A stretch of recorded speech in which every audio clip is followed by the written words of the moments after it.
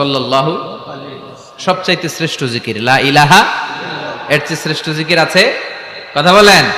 বিশ্বনবী বললেন, মান ক্বালা লা ইলাহা ইল্লাল্লাহ সিদকান মিন কলবিহি, একনিষ্ঠতার সাথে অন্তর থেকে কেউ যদি জীবনে একবার বলে লা ইলাহা ইল্লাল্লাহ দাখালাল জান্নাহ, তার যদি পাপ থাকে, অন্যায় থাকে, ওই পাপ আর অন্যায়ের শাস্তিগুলার পরে কোনো না কোনো দিন আমার ওই বান্দা জান্নাতে ঢুকবে।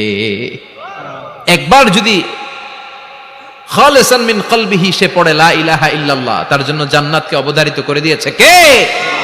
আবার এটার নাম আল্লাহ দিয়েছে কালিমায়ে, কথা বলেন, দরাবাল্লাহু মাসালান কালিমাতান তাইয়িবাতান কাশাজারাতিন তাইয়িবাতিন আসলুহা সাবিতুন ওয়া ফারউহা ফিস সামা। সুবহানাল্লাহ। পবিত্র বাণী এটা কালিমায়ে তাইয়্যিবা।